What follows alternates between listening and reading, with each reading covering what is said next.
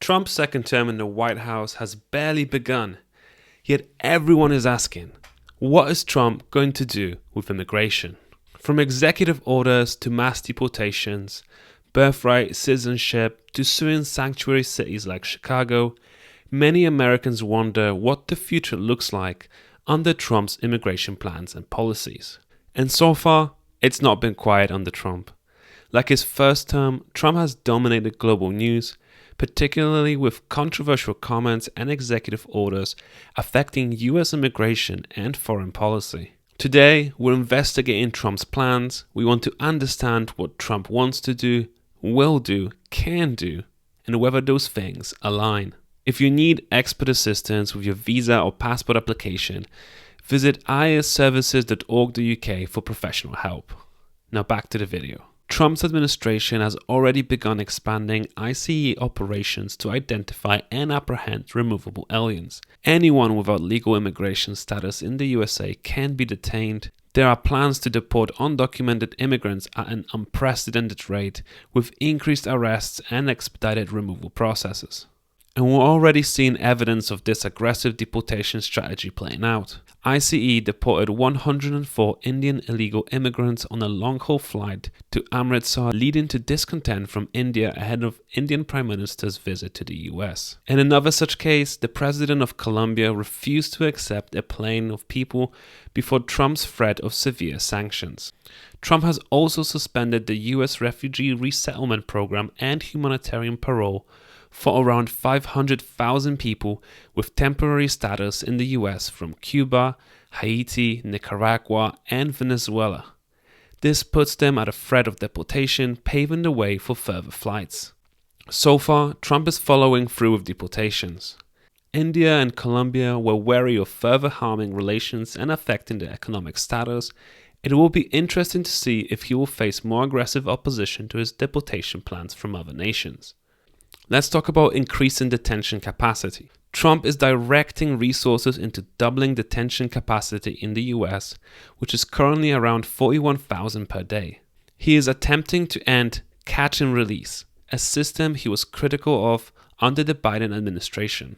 Catch and release allows immigrants awaiting their hearing to be granted leave from detention with an electronic tag for police monitoring. However, detention centers are at capacity, leading to the use of catch and release over 450 times since Trump's inauguration. The system is overwhelmed at the moment. Most people are being released. Of 8,000 undocumented people arrested since Trump, only 6% of Trump's detentions have led to final deportation. Simply put, he is not getting these over the line, with many contesting their immigration status with a right to review. Detention facilities just don't have the space. Meanwhile, ICE has been arresting a significant number of criminal immigrants, according to the Assistant Secretary for Public Affairs at the Department of Homeland Security, who admitted that the US requires greater detention capacity. ICE is likely to focus on executable final orders of removal. As stated in his election campaign, Trump is targeting sanctuary cities. He filed a lawsuit earlier this month against the state of Illinois and the city of Chicago for obstructing the enforcement of immigration laws. The lawsuit claims that the challenged provisions of Illinois, Chicago, and Cook County law reflect the intentional effort to obstruct the federal government's enforcement of federal immigration law and to impede consultation and communication between federal, state, and local law enforcement officials that is necessary for federal officials to carry out federal immigration law and keep Americans safe. As Trump plans to deport millions from the USA, he has plans to keep people out as well, using potential health risks like measles and tuberculosis as justification for blocking asylum seekers, especially those at the southern Mexican border. This policy mirrors his previous term's Title 42 restrictions, but further shuts down refugee admissions. Maryland District Judge Deborah Boardman shut down Trump's executive order to restrict birthright citizenship, saying, "Today, virtually every baby born on US soil is a US citizen upon birth. That is the law and tradition of our country." Trump has spoken out about birthright citizenship before, and it was on his agenda even during his last term. His blocked executive order attempted to end the US citizenship pathway for any child born to undocumented parents on the US soil. Experts argue the move is unconstitutional.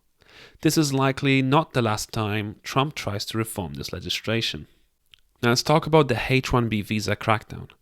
Trump has long criticized the H-1B visa program, claiming it undercuts American workers. His administration is pushing for stricter eligibility rules, higher salary requirements, and a merit-based system prioritizing applicants with advanced degrees and higher wages. It's unclear how far he will go here, as he has also discussed the US need for more smart people when discussing the future of the H-1B visa. While undocumented migrants are fearful for their future, Trump's latest executive order has left transgender people fearful for theirs, as Trump signed off on an order that stated, "It is the policy of the United States to recognize two sexes, male and female. These sexes are not changeable and are grounded in fundamental and incontrovertible reality." Trump's latest comments have fueled anxieties among vulnerable and marginalized communities. For undocumented immigrants, this means heightened risks and uncertainty. With more aggressive deportation efforts, many are choosing to go further underground, while others are making plans to leave the US voluntarily. People from these two minority groups, first-generation and second-generation immigrants, as well as the members of the LGBTQ+ community, fear an increase in discrimination, hate crimes, and legal uncertainty. In response, searches for LGBTQ+ safe countries have surged, with destinations like Iceland, Thailand, and Spain being seen as potential havens. Legal immigrants aren't immune either. The administration has reviewed programs like temporary protected status, which could make renewing visas or applying for permanent residency much more difficult. We have already seen around 500,000 people from countries like Cuba and Haiti stripped of their TPS. Trump is also looking to cut legal immigration overall, so we may well see the effects on family-sponsored green cards and employment-based pathways as well. Families are making contingency plans, businesses that rely on immigrant labor are worried, and the agricultural sector, especially those relying on fruit and vegetable pickers, is also concerned. It remains to be seen how far Trump will succeed in reducing net migration. After all, he faces significant challenges, including the court blocking executive orders from becoming law. He faces bureaucratic and financial challenges. So what does this mean for the economy? Industries that depend on immigrant labor, such as agriculture, construction, and hospitality, will likely face worker shortages.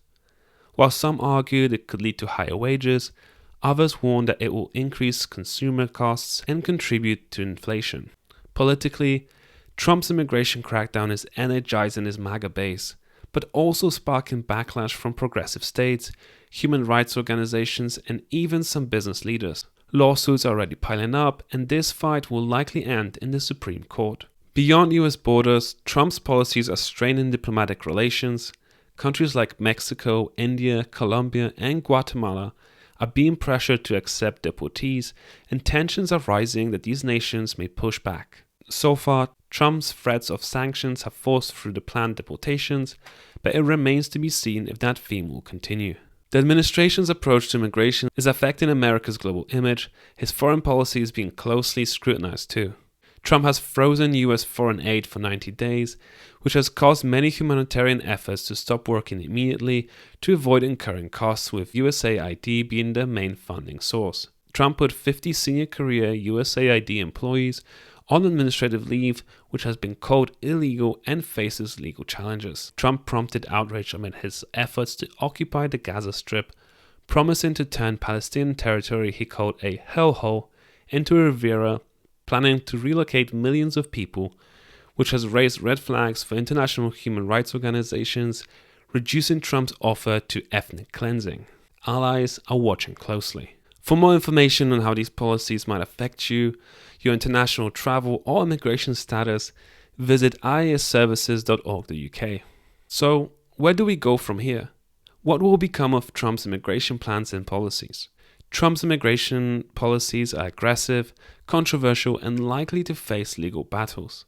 Whether they will be fully implemented remains to be seen. But one thing is clear. For millions of immigrants in the US, the future feels uncertain.